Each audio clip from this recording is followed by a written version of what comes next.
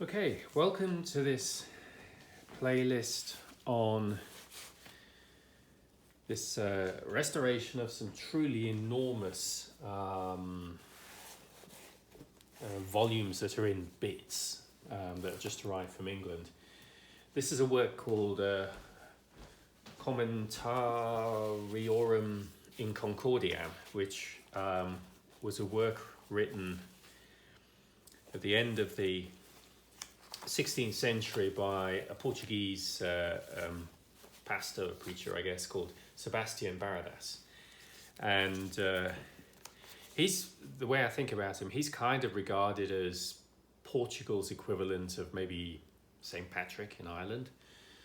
So he's sort of highly revered in that nation. And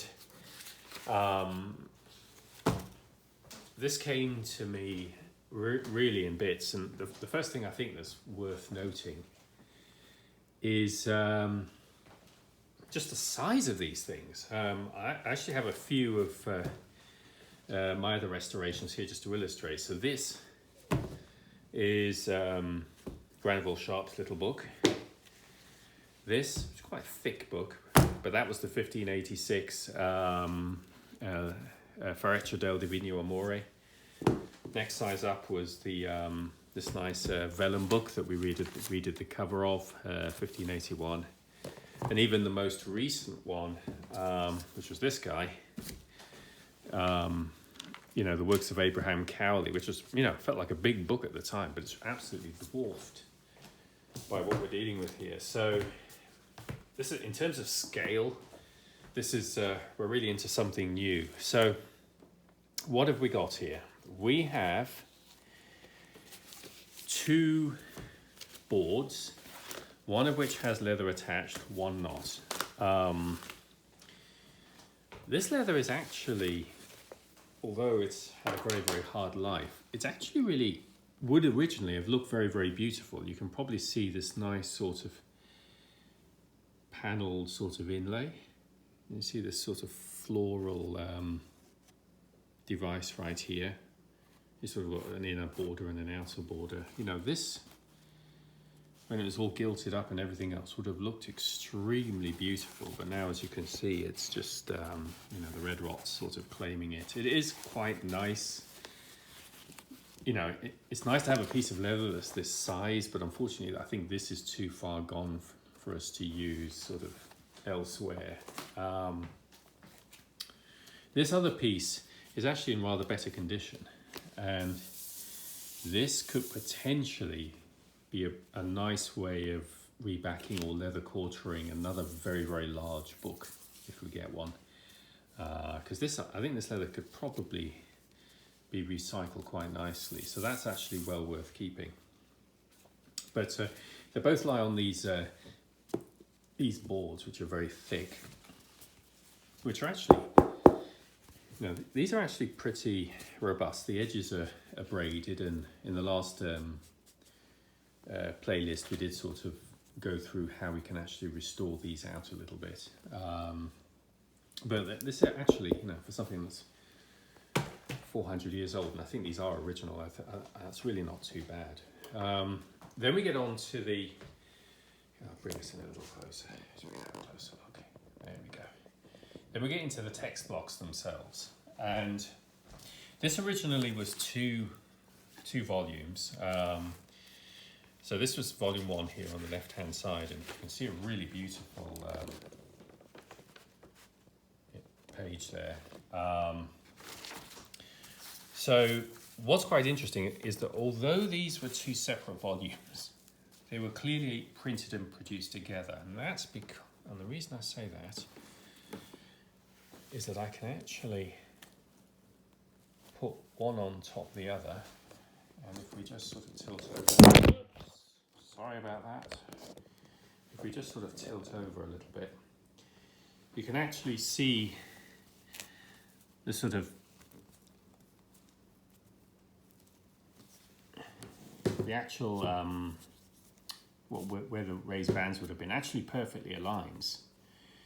So this is one body of work, originally split into two volumes, done perfectly in alignment. The actual pages are cut to be exactly the same size.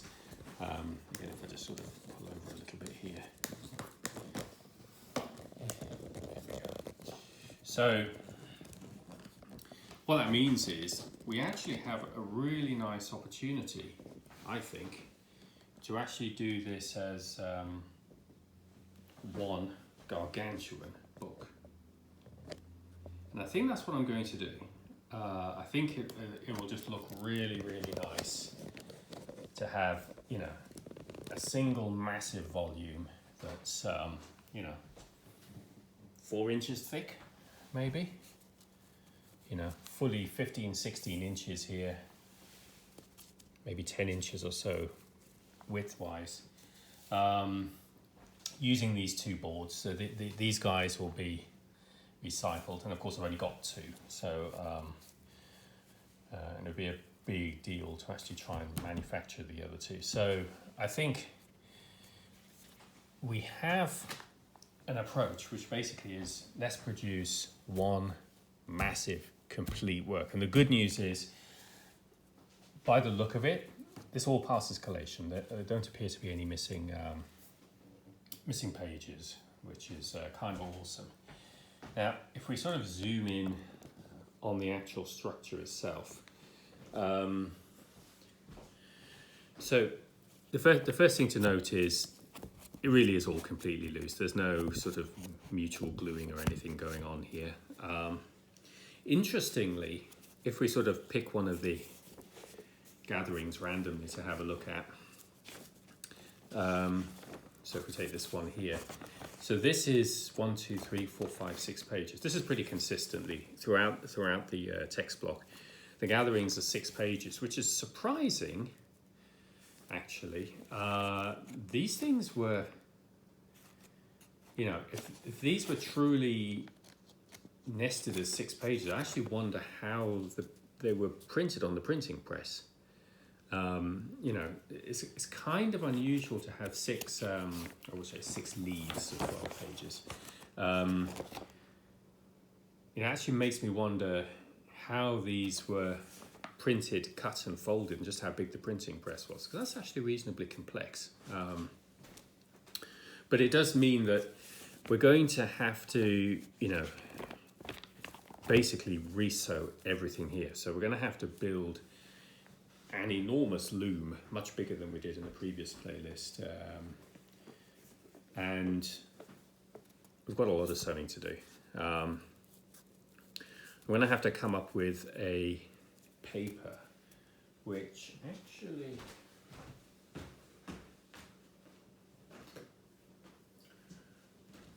we did use a really quite nice paper on the previous playlist. You may recall we used this semi sort of transparent Japanese paper as a fly, which actually worked really well.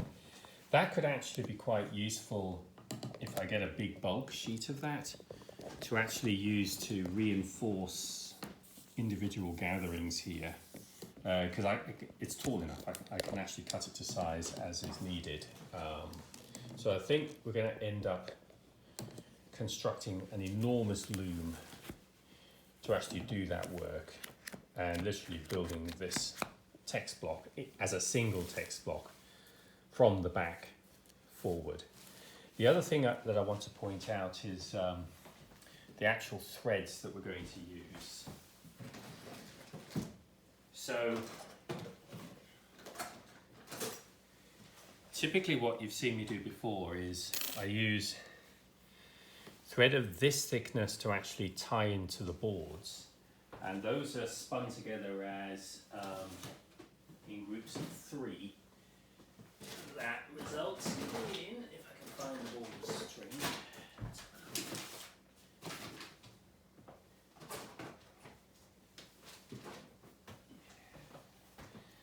I'll just have to fold it over to demonstrate it.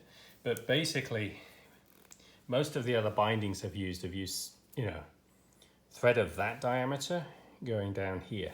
I don't think that's going to be sufficient for this, just because the book itself is so massive. And you know, vanity point. I also want the raised bands to show a little bit. So I think I'm actually gonna triplicate the threads that I use, which basically means there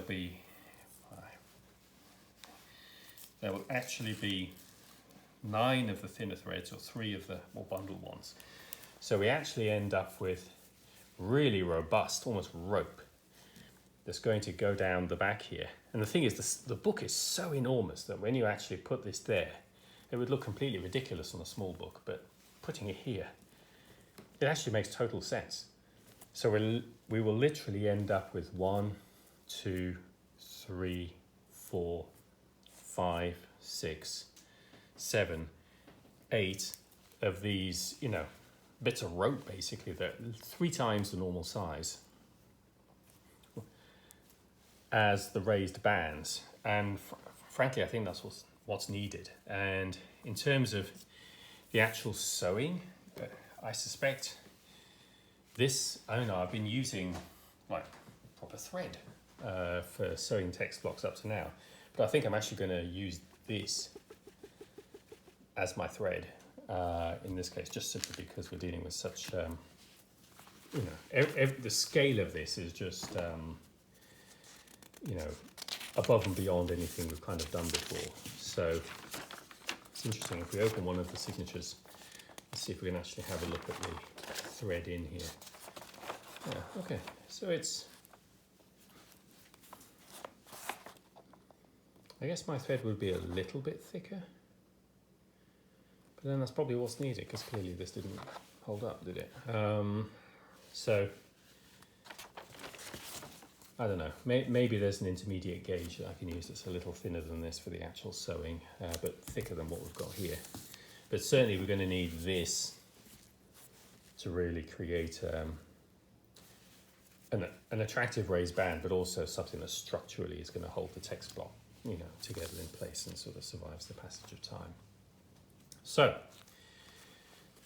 there's an awful lot of sewing and gluing and repairing to do to this text block. You know, the best playlist, if you want to see me redoing a text block, this Granville Sharp one was the first one when I really did this in anger, just on a very, very small scale. That's probably a good one to look at, you know, but it'll just be that on a massively bigger scale. So there we go. This is going to take me some weeks to do, bluntly. So the uploading of videos is going to be somewhat intermittent. We'll also have to order some supplies. We need to think about exactly how I want to cover these boards. We do have a really nice piece of leather that I think can serve to do spines and cornering, but we need to think about what the main covering of the boards might be. The other thing as well I'm just wondering is, given the scale of this thing, the bigger a book gets, the weaker it gets in terms of the material. So I'm actually wondering whether we may need to actually do some kind of metal edging to this to help protect it. And I'm even toying with the idea, and this may seem rather pretentious, but I think in this case it's justified because of the scale of the book, of clasps. Maybe a couple of clasps. I think that could actually really look quite cool. So, plenty to think about. Anyway, that's all in the future. First we need to build ourselves a text block again and take it from there.